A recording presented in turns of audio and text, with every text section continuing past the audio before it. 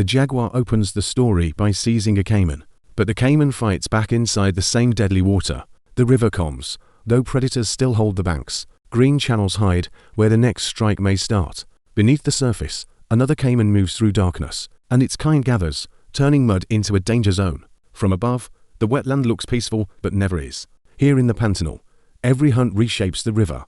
A giant otter surfaces, showing this world as rivals, while empty bends keep the next ambush out of sight. The jaguar slips low, hunting from the river's edge, then swims through grass, closing distance without sound. On land, its focus sharpens after the first victory, and each step searches for another opening nearby. It pauses above the bank, guarding its advantage. But even rest carries the tension of unfinished hunger. Hidden spots in the brush show the hunter staying close, as the shoreline itself becomes part of the trap. Roots and shadows give the jaguar a secret path, while a caiman ahead keeps the water dangerous. Then the bank explodes as the jaguar strikes again, and the river briefly hides what happens beneath. The prize appears, heavy and armored in the shallows, while the jaguar drags it back through tangled roots. That victory hardens its rule over this narrow bank, though another caiman nearby proves the danger is not gone. A smaller jaguar watches, learning what survival demands, and the hunter's stare makes every sound matter. For now, the cat rests where cover protects it, but this cat still lives inside a contested world. Back in the forest, the spotted shape disappears again, then climbs higher, choosing safety above the river. The hunt slows, and the jaguar saves strength, while the channel waits for the next move. From the bank, it watches the water like territory. Now the caimans take over the story below. One opens its jaws, showing why prey hesitates, and another floats beside it, patient and nearly invisible. The river stretches wide, but nowhere feels truly safe. Even grazing capybaras stand near awaiting mouth. A close caiman reminds us calm can be a disguise, and the armored bodies keep claiming the shoreline. From reeds to shallows, their patrol never really stops. One lone head drifts, reading every surface ripple. A wake cuts forward, marking another underwater hunter. More eyes rise together, tightening the river's grip. Inside the flooded forest, danger can vanish completely, where sudden turbulence can erase a safe-looking path. A massive caiman rests ashore, owning the open mud, while others cruise nearby, splitting escape routes apart. One watchful eye turns stillness into a weapon. Underwater, smaller lives scatter beneath the armored rulers. Even the murk carries trails of retreat and pursuit. On dry mud, the caimans gather like a wall. Their numbers make the pool feel already surrounded, and any movement near the leaves draws attention. Capybaras enter next, swimming through the same risk, but the flooded trees offer only temporary cover. A caiman waits by reeds as the herd passes, and another slides below, keeping pressure from underneath. The wetland opens wide, exposing every crossing route. Capybaras swim together, because separation invites attack. On the rocks, one listens before choosing movement. Nearby, the herd grazes, but never fully relaxes. A swimmer keeps its nose high above the danger, and the group pushes on, trusting numbers over speed.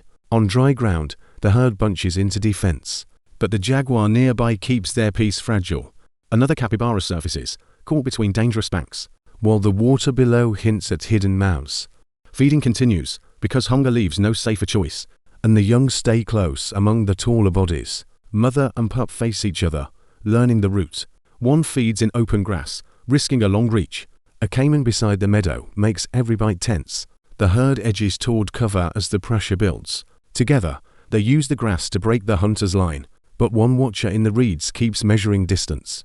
Flooded trunks narrow the path into another corridor. Then giant otters answer, turning family into defense. They move as a pack, loud enough to challenge rivals, and their speed changes the river's balance. Their riverbank becomes a nursery between dangerous patrols. Back in water, the group keeps the chase alive. Ripples show how quickly they can vanish below. One otter cuts forward, keeping the hunt in motion. On shore, the family crowds together for safety. Close bonds make the den more than shelter. A warning gape shows they will defend it fiercely. A silent surface hides where the next rush begins. Below, fish crowd the shallows that feed the family. An otter dives through roots, hunting where others cannot. The chase breaks the surface, pulling the family forward. A fresh fish proves their teamwork still pays off, yet the jaguar still threads through the muddy plants. Back on shore, otters keep working beside exposed roots. One patrols the bank, never far from the water. The family lines the bank, turning numbers into warning. Another glides past, keeping the group connected, while calm water masks how fast they can strike.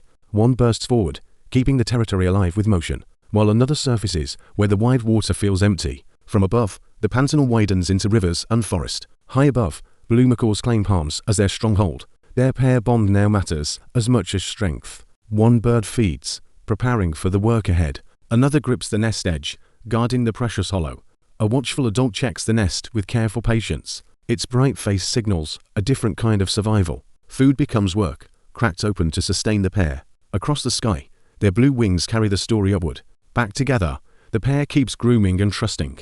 One returns to the hollow, where the future waits. Inside, the hidden chick makes the whole fight worth it. The old tree stands as shelter over the floodplain, and the pair stays, guarding tomorrow in the palms.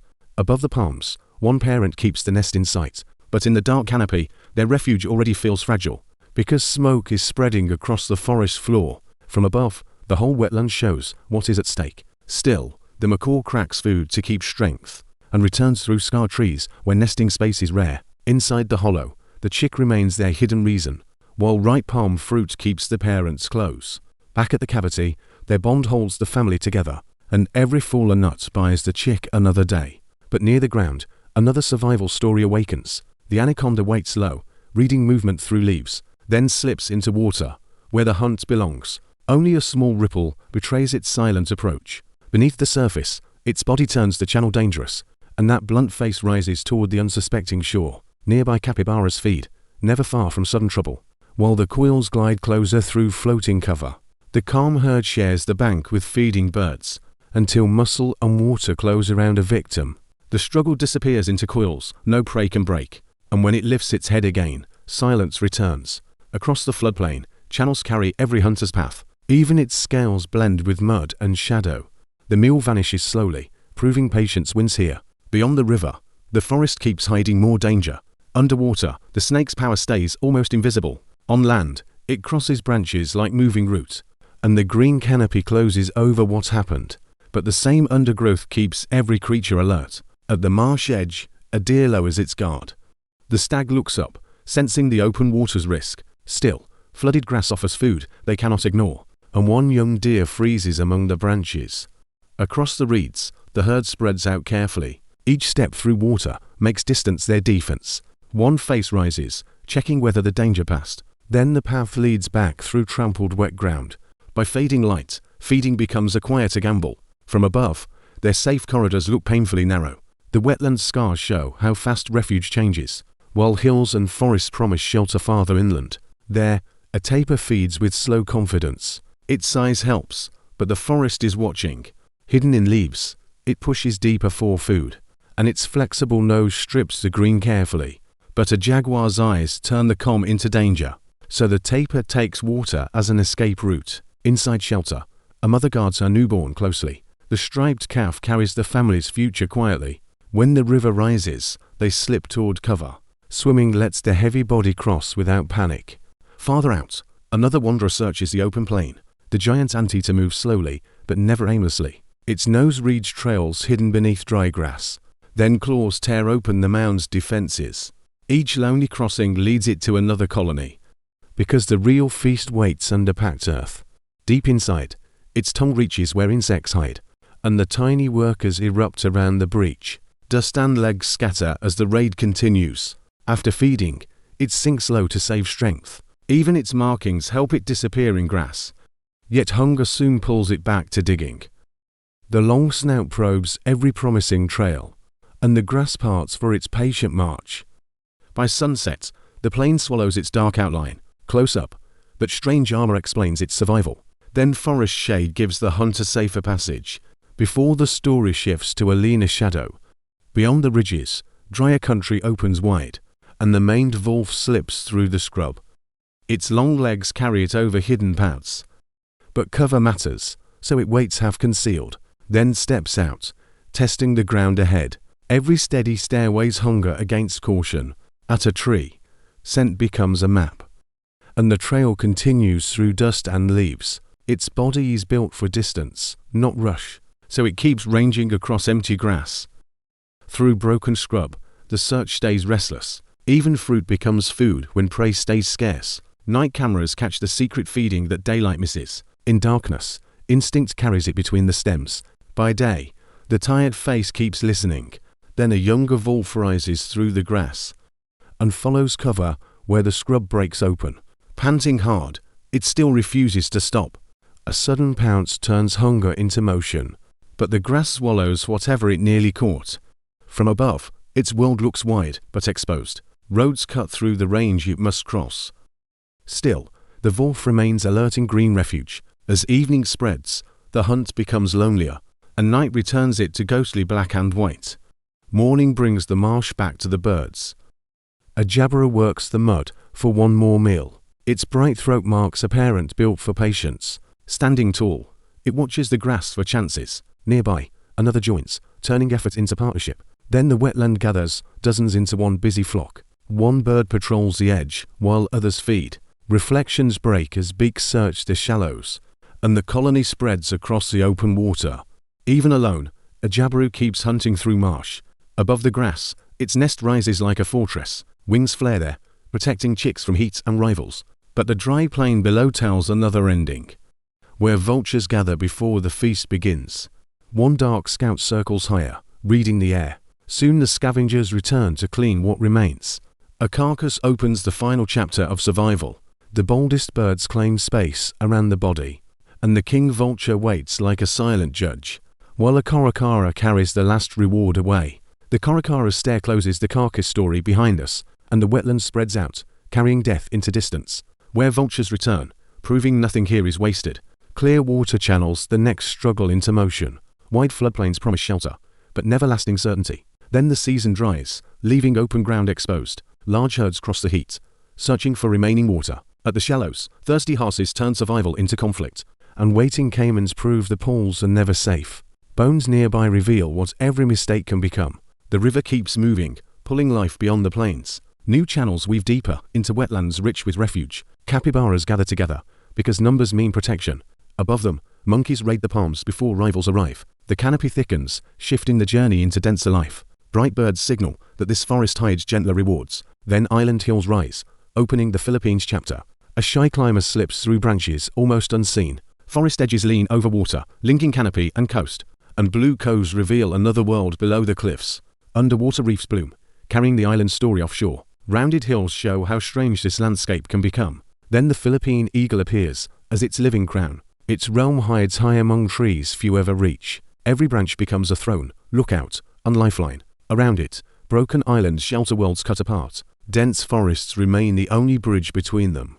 There the eagle waits, reading movement below the leaves. Spotted deer feed nervously where cover begins to thin, and the hunter lowers itself, focused on any opening. Small forest spirits survive by sleeping deep in shade, while the eagle's gaze keeps daytime danger close. Offshore, a whale shark drifts through a calmer kingdom, but tiny reef hunters carry danger in bright rings.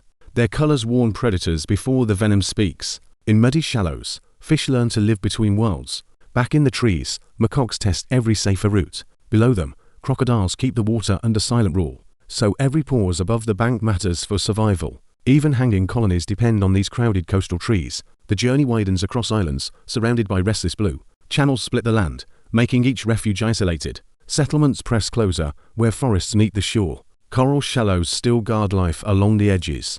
But every coastline carries signs of growing pressure. Busy ports show how trade reshapes once wild waters. Tourist boats gather where reefs still draw wonder.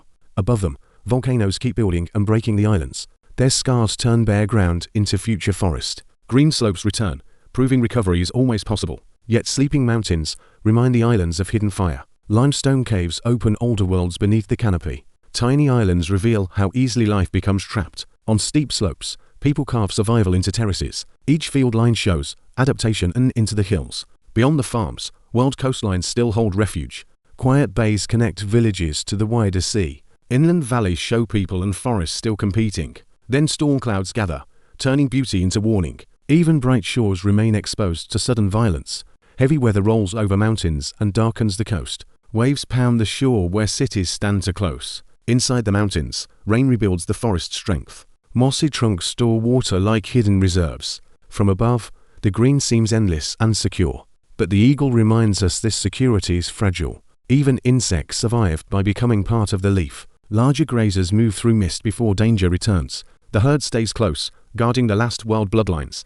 One tamaral lowers its head in a shrinking kingdom. Nearby, pitcher plants turn patience into a trap.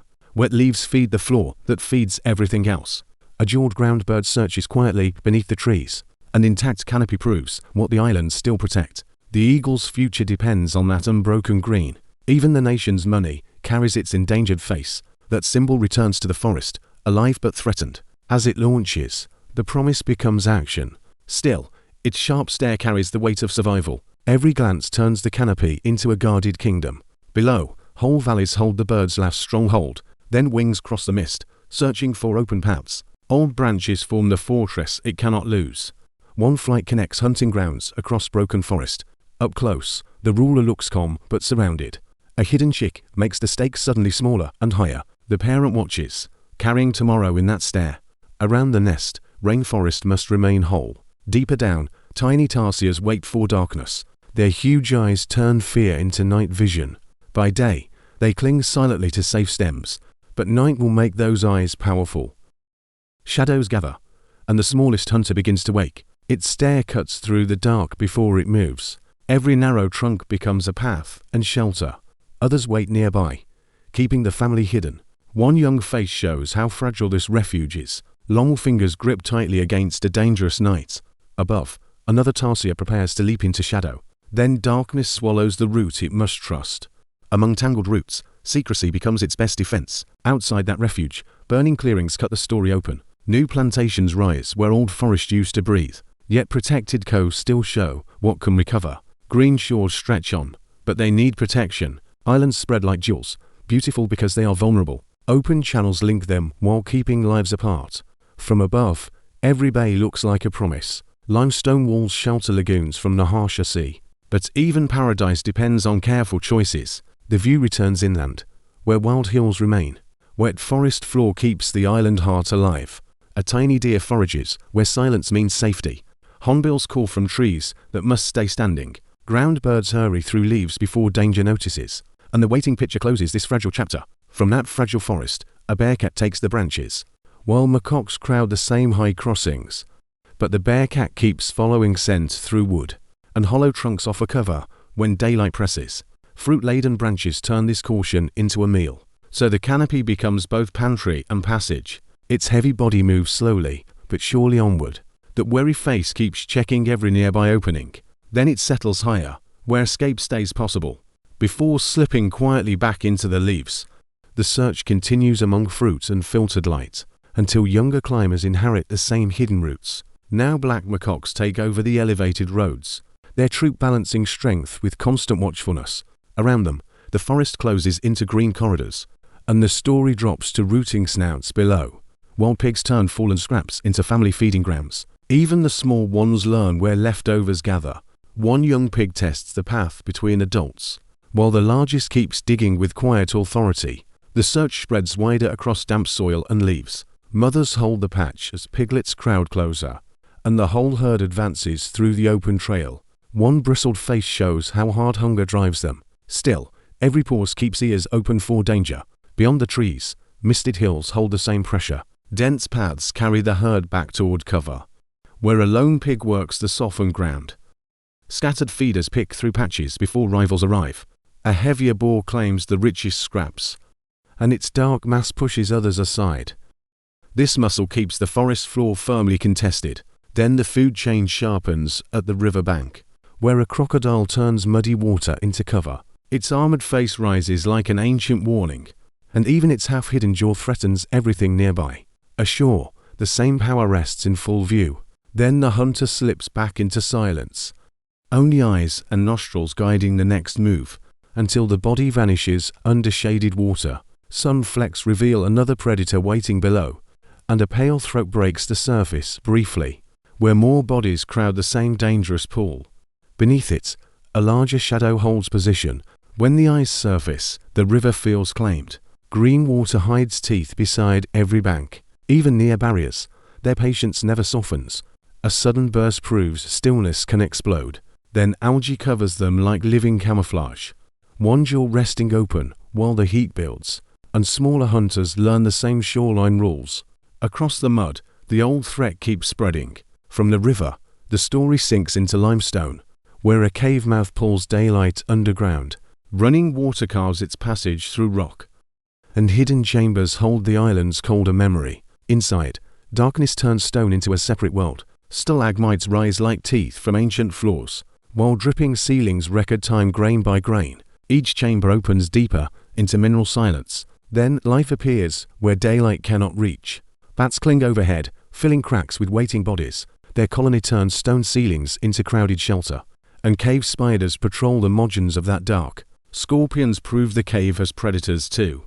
Even tiny hunters rule these lightless passages. Beyond them, narrow gaps pull the darkness inward, until darkness swallows nearly every familiar clue. The limestone glows briefly, then closes again. Outside, cliffs reveal how hidden this world remains.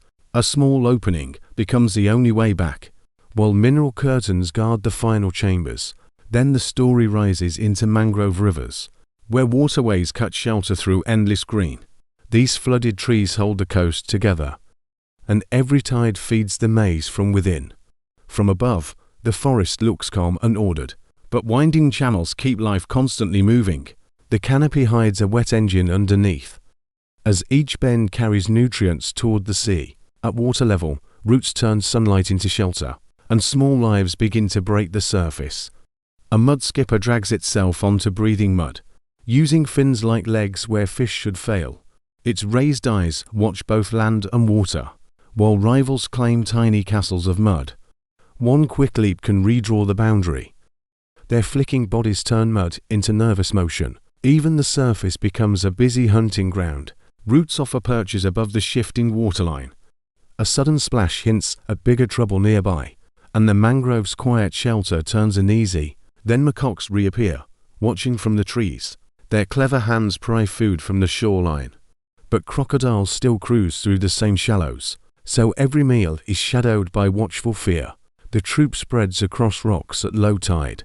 Young eyes copy the patience of the adults, and hard shells become lessons in survival. When water rises, escape means crossing together. The coast offers fruit, shade, and risky routes. Then mangroves fold the troop back inland. On the bank, a monitor waits in the reeds, its steady stare measuring every hidden movement. Before the hunter slides along the muddy edge, and old drains become gateways between worlds, a ripple carries its body beneath the bank, until it surfaces again with patient intent. Its jaws stay ready while the forest watches. Then it pauses, choosing land over water. Across open grass, the same hunter keeps moving, and the island finally opens into bright reef. Below the shore, life explodes into color. Fish weave through coral built by patient animals. The reef turns survival into another crowded highway, and the island story continues beneath the waves. The story dives back into coral fields beneath clear island water. Here, folded animals become the reef's first living walls, and bright fish reveal how quickly shelter becomes territory. Where waves rake the shallows, only the toughest builders remain. Then massive coral heads rise as anchors for the crowd. Among them, a cuttlefish blends hunting with sudden disguise. Small fish keep swarming, trusting coral to hide them, and the slope turns into a highway of color. Even slow-growing brain coral adds one more safe fortress, while seaweed forests offer shelter beyond the hard reef. Soft coral spread next, widening the reef's hiding places, and every fan or branch gives small fish another chance. In darker corners, tiny hunters wait where color disappears, but stinging anemones turn danger into a living refuge. Nearby, reef fish keep using softness as protection, and warning colors remind predators not every target is safe. The reef's engine keeps working through giant clams. Their glowing mantles turn sunlight into another food source, and their heavy shells become part of the city. Across the bottom, more clams strengthen the reef's floor. Some open like bright mouths, filtering the passing sea. Others sit deeper, quietly cleaning water around them. Together they show how still creatures can build abundance. Their mantles ripple, hiding sunlight-powered partners inside the shell, and clustered families turn the coral floor into mosaic. Close up, each opening keeps drawing life from water, until a hidden shell shows how deeply they anchor. Then a sunfish arrives, strangely gentle for its size. Cleaner fish gather close, turning the reef into clinic, and the giant waits calmly while tiny helpers work. Even its massive body depends on this small service. Then it rises again, carrying the reef's attention upward. Above, the same giant hangs between sunlight and depth, so the reef below keeps working after it passes. Soon a whale shark enters, escorted by smaller fish. Its spotted flank turns the open blue into spectacle. Remoras cling close, borrowing safety from the giant, and the shark glides on, unbothered by its passengers. From below, its size makes the sea feel endless, yet around it, small followers keep pace with ease. The giant fades out, leaving the blue strangely open. Then a dark bait ball gathers beneath the surface. The whale shark returns, drawn by that nervous swarm, and the school tightens into a flashing silver wall. Another shadow moves nearby, because the feast is growing. At the surface, the hunt breaks into sudden chaos. The shark rises through panic, swallowing fish by mouthfuls. Smaller fish scatter below, fleeing the same pressure. But the bait ball folds around the feeding giant. From above, fear spins into a single living cloud. The shark keeps moving, letting the swarm come apart, while the ball reforms just beyond its huge mouth. Its spotted belly passes close, proof the hunter is huge. Then cleaner fish and remoras resume their easy ride. The giant tilts upward, still following the scattering food, and the open sea slowly takes the hunters away.